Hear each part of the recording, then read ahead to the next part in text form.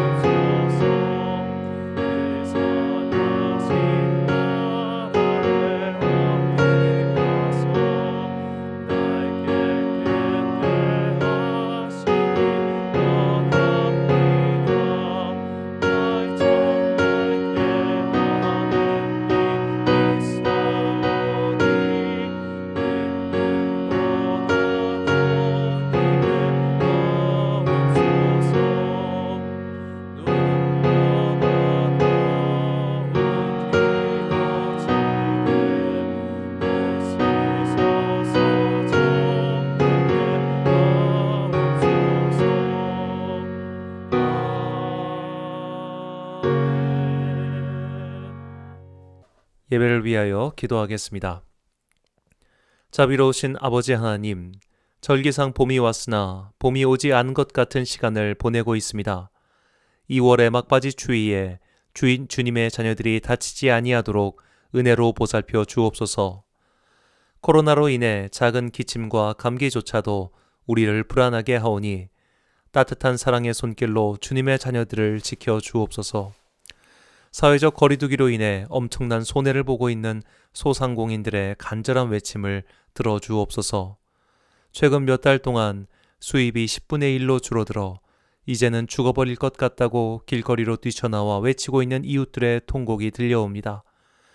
주님께서 그들의 위로와 힘이 되어 주시고 주님의 교회들이 나라를 위해서가 아니라 저 약한 자들을 위해서 아픔을 함께할 수 있는 마음을 주시옵소서. 아파하는 자들과 함께 아파하는 주님의 거룩한 손과 발이 되게 하옵소서. 힘겨운 시간을 보내고 있는 모든 사람들에게 은총을 베풀어 주옵소서. 삶의 소망이 끊겨 막막한 시간을 보내고 있는 사람들, 질병으로 인해 단절된 시간을 보내고 있는 사람들, 오늘도 삶의 막장을 만나 괴로운 외침을 토하고 있는 그들의 외침을 들어주시고 자비의 햇살을 비춰 주옵소서. 선하신 아버지의 응답을 믿사오며 예수님의 이름으로 기도드립니다. 아멘. 오늘 우리에게 주시는 하나님의 말씀은 구약성경 열왕기상 19장 1절부터 14절까지의 말씀입니다. 구약성경 열왕기상 19장 1절부터 14절까지의 말씀. 이제 봉독하겠습니다. 하나님의 말씀을 경청하십시오. 아합이 엘리야가 행한 모든 일과 그가 어떻게 모든 선지자를 칼로 죽였는지를 이세벨에게 말하니 이세벨이 사신을 엘리야에게 보내어 이르되 내가 내일 이맘때에는 반드시 내 생명을 저 사람들 중 한 사람의 생명과 같게 하리라. 그렇게 하지 아니하면 신들이 내게 벌 위에 벌을 내림이 마땅하니라 한지라. 그가 이 형편을 보고 일어나 자기의 생명을 위해 도망하여 유다에 속한 브엘세바에 이르러 자기의 사환을 그곳에 머물게 하고 자기 자신은 광야로 들어가 하룻길쯤 가서 한 로뎀나무 아래 앉아서 자기가 죽기를 원하여 이르되 여호와여 넉넉하오니 지금 내 생명을 거두시옵소서. 나는 내 조상들보다 낫지 못하니이다 하고 로뎀나무 아래 누워 자더니 천사가 그를 어루만지며 그에게 이르되 일어나서 먹으라 하는지라. 본즉 머리맡에 숯불에 구운 떡과 한 병 물이 있더라. 이에 먹고 마시고 다시 누웠더니 여호와의 천사가 또다시 와서 어루만지며 이르되 일어나 먹으라. 내가 갈 길을 다 가지 못할까 하노라 하는지라. 이에 일어나 먹고 마시고 그 음식물의 힘을 의지하여 40주 40야를 가서 하나님의 산 호렙에 이르니라. 엘리야가 그곳 굴에 들어가 거기서 머물더니 여호와의 말씀이 그에게 임하여 이르시되 엘리야야 내가 어찌하여 여기 있느냐. 그가 대답하되 내가 만군의 하나님 여호와께 열심히 유별하오니 이는 이스라엘 자손이 주의 언약을 버리고 주의 제단을 헐며 칼로 주의 선지자들을 죽였음이오며 오직 나만 남았거늘 그들이 내 생명을 찾아 빼앗으려 하나이다. 여호와께서 이르시되 너는 나가서 여호와 앞에 산에 서라 하시더니 여호와께서 지나가시는데 여호와 앞에 크고 강한 바람이 산을 가르고 바위를 부수나 바람 가운데 여호와께서 계시지 아니하며 바람 후에 지진이 있으나 지진 가운데도 여호와께서 계시지 아니하며 또 지진 후에 불이 있으나 불 가운데에도 여호와께서 계시지 아니하더니 불 후에 세미한 소리가 있는지라. 엘리야가 듣고 겉옷으로 얼굴을 가리고 나가 굴 어귀에 서미에 소리가 그에게 임하여 이르시되 엘리야야 내가 어찌하여 여기 있느냐. 그가 대답하되 내가 만군의 하나님 여호와께 열심히 유별하오니 이는 이스라엘 자손이 주의 언약을 버리고 주의 제단을 헐며 칼로 주의 선지자들을 죽였음이오며 오직 나만 남았거늘 그들이 내 생명을 찾아 빼앗으려 하나이다. 아멘. 로뎀나무의 기도란 제목으로 하나님의 말씀 선포하겠습니다. 구약 성경에 나온 수많은 사람들 중 보통 사람들이 가는 길로 가지 않은 사람들이 있습니다. 모든 사람은 태어나서 병을 들고 마침내 죽음을 맞이하게 됩니다. 생로병사라는 인간의 운명이지요. 그런데 그 운명을 피하고 하나님께서 직접 데리고 가신 사람들이 있습니다. 바로 에녹과 엘리야입니다. 혹자는 아무도 그의 죽음을 보지 못한 모세도 포함시키는 분들이 있습니다만 일단 성경의 기록에 충실한다면 이 두 사람은 죽음을 피한 사람입니다. 이 중 에녹에 대해선 성경에 별다른 기록이 없습니다. 창세기 5장 24절입니다. 에녹이 하나님과 동행하더니 하나님이 그를 데려가심으로 세상에 있지 아니하였더라. 이 기록은 수많은 사람들의 궁금증을 낳았습니다. 에녹은 너무나 특별한 죽음을 맞이했기 때문입니다. 죽지 않은 거죠. 그래서 후대의 사람들은 에녹의 이름으로 예언서를 남겼습니다. 그것이 위경 중 하나인 에녹서입니다. 에녹서는 기원전 3세기부터 1세기경까지 유대인들에게 매우 익숙한 책이었습니다. 그래서 에녹서의 영향을 받아 신약성경 유다서에서도 이에 대한 언급이 나옵니다. 유다서 1장 14절입니다. 아담의 7대 손 에녹이 이 사람들에 대하여도 예언하여 이르되 보라 주께서 수만의 거룩한 자와 함께 임하셨나니. 자, 오늘날 남아있는 에녹서는 전부 에디오피아 언어로 쓰여져 있습니다. 이는 초대교회의 분파 중 하나인 에디오피아의 곱틱 교회가 에녹서를 정경으로 받아들였기 때문입니다. 곱틱 교회는 이 외에도 말이 많은 복음서 중 하나인 도마복음을 꽤 읽었던 것으로 보입니다. 도마복음은 영지주의 철학의 영향을 강하게 받았기 때문에 정통교회에서는 위경 목록에도 오르지 못하는 작품이지만 이 도마복음서가 발견된 것이 19세기경이기 때문에 혹자들은 이것이 복음서들의 토대를 이룬 자료집이다라는 말들을 했었습니다. 그러나 도마복음에 대한 수많은 연구 결과 이것은 더 이상 언급할 가치가 없는 문건이다라는 결론이 났습니다. 그런데 괜히 이런 사람들이 듣지 못한 것들만 언급하기 좋아하는 김모 교수님께서 이런 것에 대한 책을 쓰고 사람들의 관심을 기울이게 만들었죠. 오늘날 어떤 목사님들도 마치 에녹서가 특별한 책이고 또 이런 에녹서의 영향을 받아 들어간 유다서의 구절을 갖고 에녹이 그리스도를 예언했다며 말씀하시는 분들이 계십니다.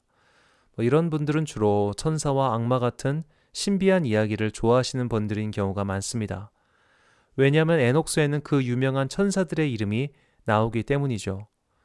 성경에 나온 천사들 중 이름이 있는 천사는 딱 두 명이라고 해야 될까요? 개라고 해야 될까요? 하여튼 두 개뿐이 이름이 두 개밖에 안 나오는데 수태고지를 한 천사 가브리엘과 계시록의 천사 미가엘 뿐입니다. 그런데 위경 에녹서에는 천사들의 계급이나 악마들의 이름들이 나옵니다. 이것은 후대 유대교 안에 있는 신화적 내용이 추가된 것에 불과하지요. 저는 성도님들이 이런 이야기에 현혹되지 않으시기를 간절히 바랍니다. 종교개혁자 칼뱅은 성경에 가르쳐 구원에 이르는 충분한 지식이 있는 책이라고 말했습니다. 성경은 성경에 나온 것 외에 우리가 궁금해할 만한 것들에 대해서 언급하지 않습니다. 왜냐하면 이것으로 충분하기 때문입니다. 이미 충분한 것 외에 궁금해하는 것은 흥미 본인은 될 수 있어도 특별한 것은 아니지요. 그런데 이런 신비하고 흥미로운 것들에 현혹되는 분들이 계십니다. 그런 분들은 천사들이나 악마들의 이야기를 좋아하고 또 그런 것들을 이야기하는 목사를 특별하게 생각합니다. 성경에는 루시퍼라는 단어가 한 번도 나오지 않습니다. 이것은 영어 성경 킴 제임스 역의 의역에 불과합니다.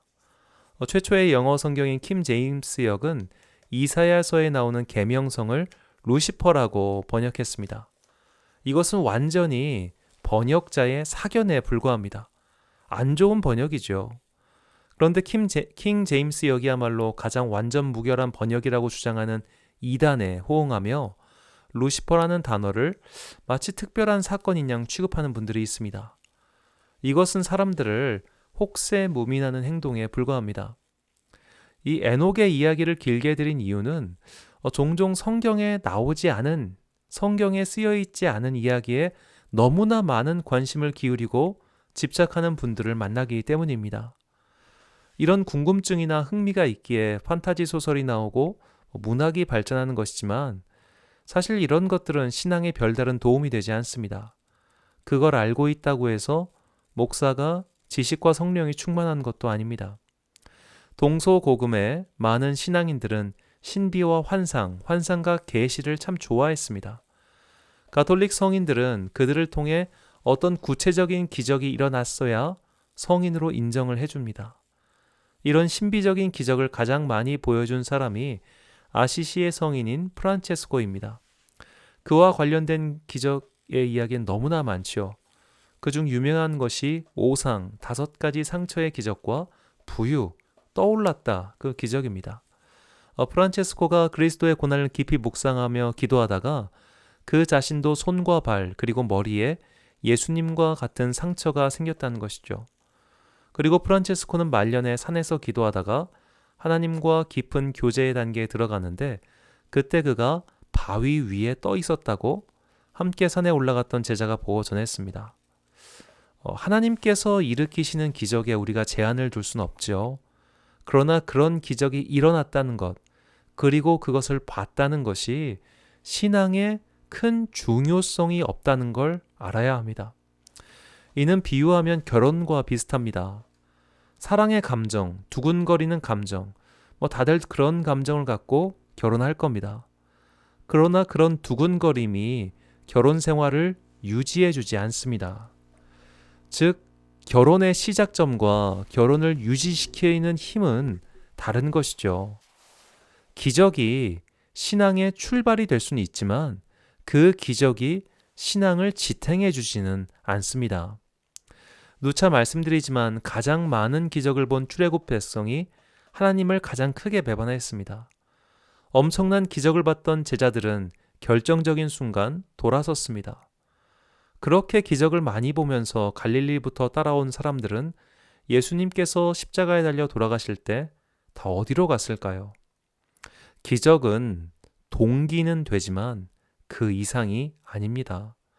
그 이상이 아닌 것에 눈과 마음을 빼앗긴 사람들이 안타깝게도 너무나 많습니다. 이렇게 기적이나 특별한 사건에 현혹된 사람들은 종교인을 특별한 존재로 취급하고 그래서 사이비 교주가 나옵니다.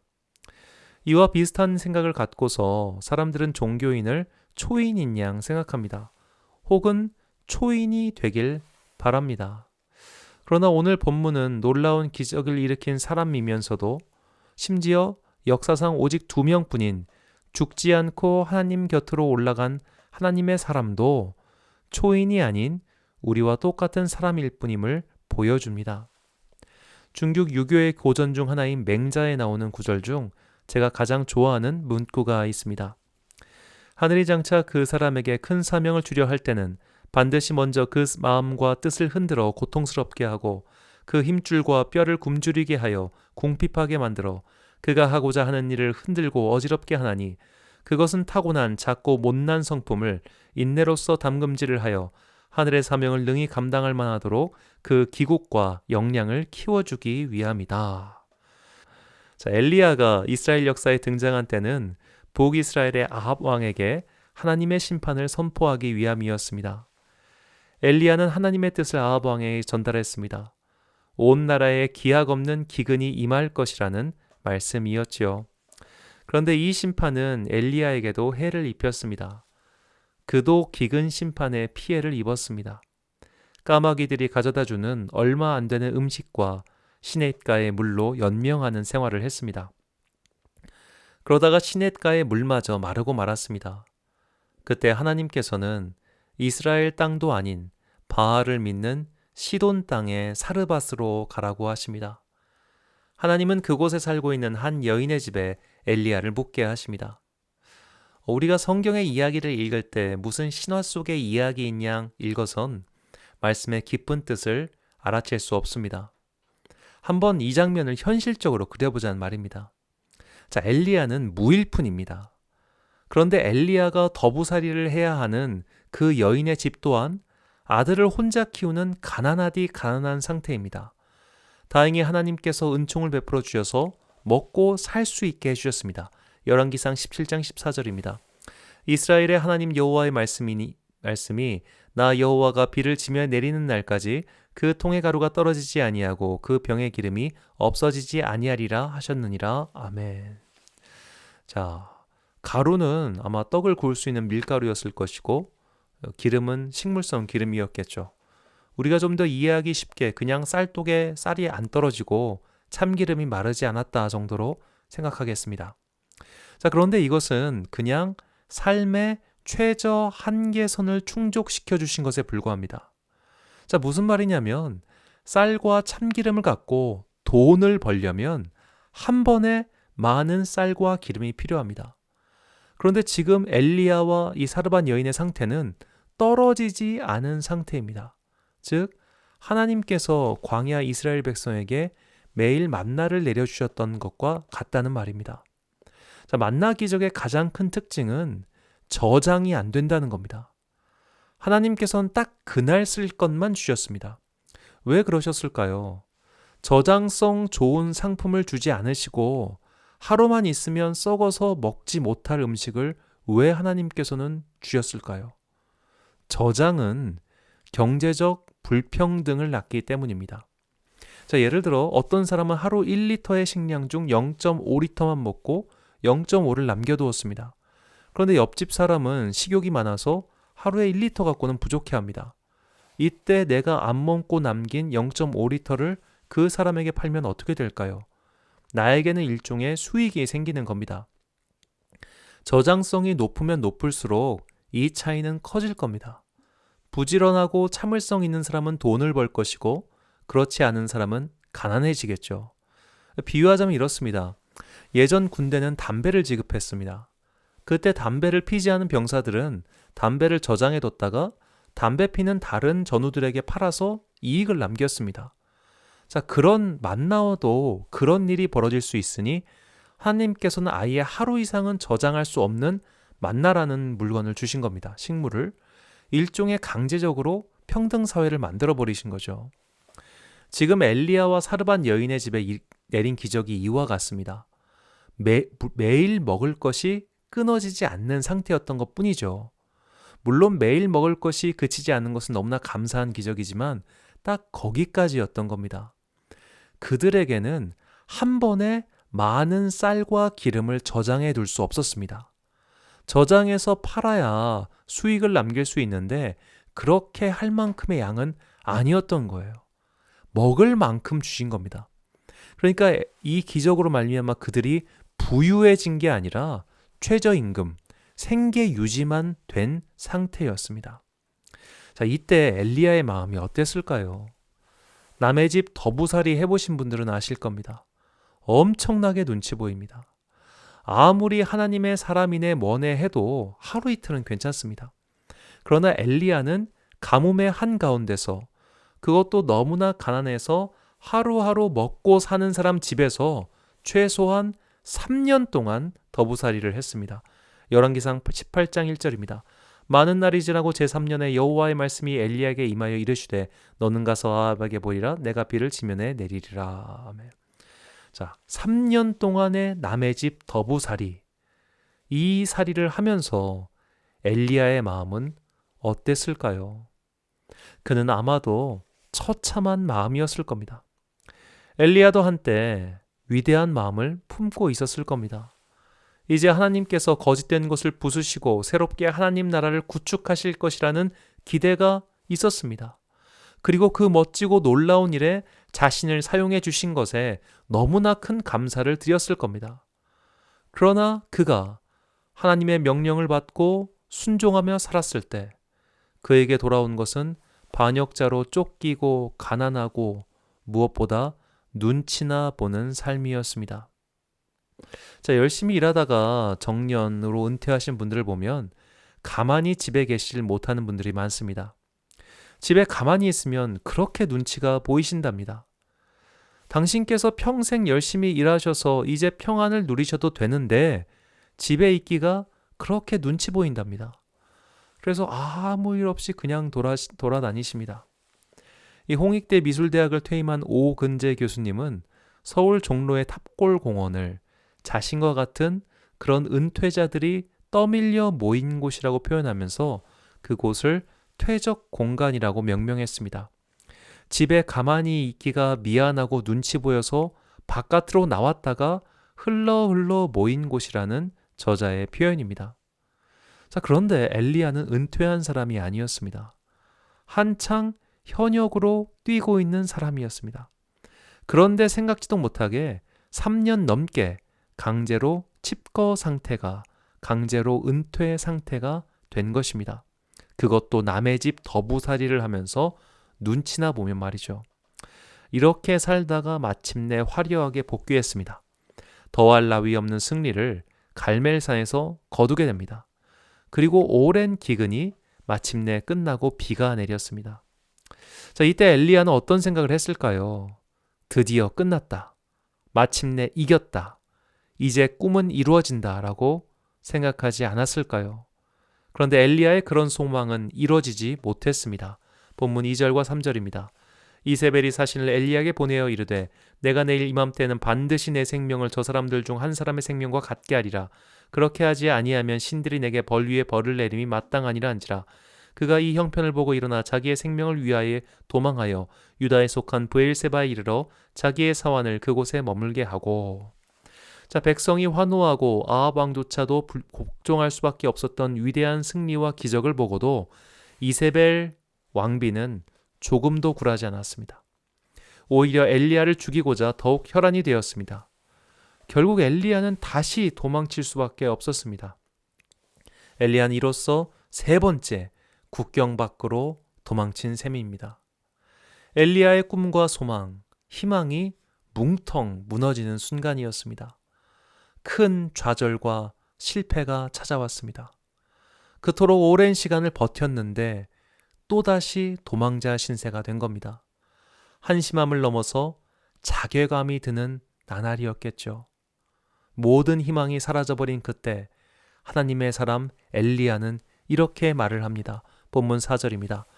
자기 자신은 광야로 들어가 하룻길쯤 가서 한 로뎀나무 아래에 앉아서 자기가 죽기를 원하여 이르되 여호와여 넉넉하오니 지금 내 생명을 거두시옵소서.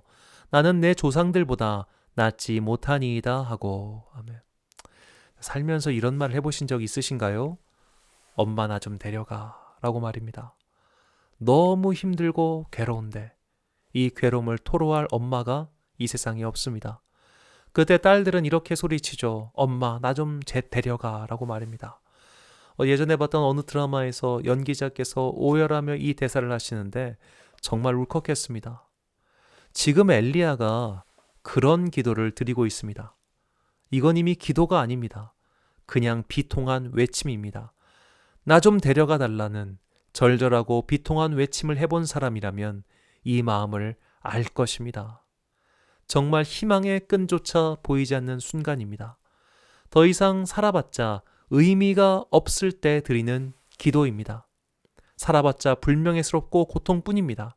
그때 이런 말만 나옵니다. 나 좀 데려가요. 나 좀 죽여줘요. 나 그만 살고 싶어요. 라고 말이죠.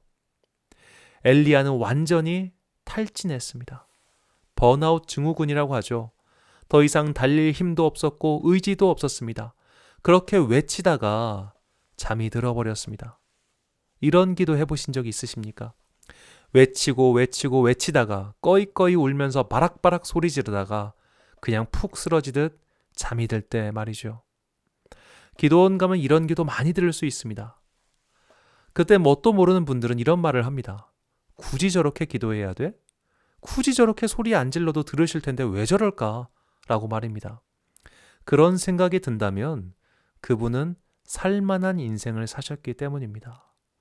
엄마, 나 좀 데려가 라는 비통한 외침을 해본 적 없는 사람은 소리를 바락바락 지르면서 기도하는 마음을 모릅니다. 엘리야가 그렇게 바락바락 소리 지르다가 탈진해서 잠이 들어버립니다. 그때 하나님은 그의 비통한 외침을 들으시고 천사를 보내서 그를 어루만져 주십니다. 본문 5절입니다. 로뎀나무 아래에 누워 자더니 천사가 그를 어루만지며 그에게 이르되 일어나서 먹으라 하는지라. 아멘. 여기서 어루만지다라고 번역한 나아가는 쓰다듬다는 뜻입니다. 그냥 툭툭 일어나라 라고 만진 것이 아니라 지친 엘리야의 몸과 마음, 영혼을 위로하는 만짐이었습니다. 하나님의 터치였던 것이죠. 그것은 한 번이 아니었습니다. 그 음식을 먹었으나 너무나 지쳤던 엘리야는 다시 잠이 들었고 천사는 다시 먹을 것을 갖고 와 엘리야를 쓰다듬어 줬습니다. 그리고 엘리야는 하나님의 이끄심을 따라 하나님의 산 호렙에 이릅니다. 여기서 엘리야는 2번 반복해서 같은 기도를 드립니다. 본문 10절과 14절입니다.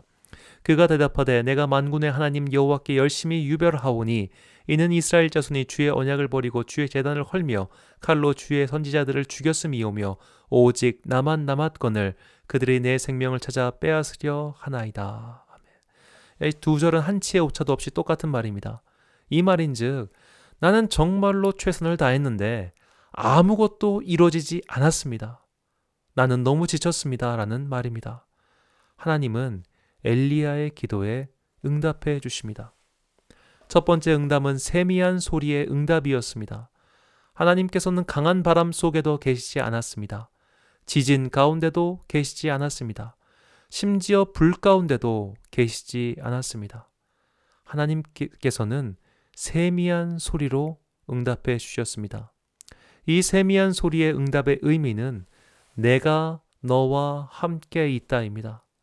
놀라운 기적 가운데 너와 함께 있는 것이 아니라 쉬이 들을 수 없고 감춰진 하나님의 섭리가 있다는 의미였습니다.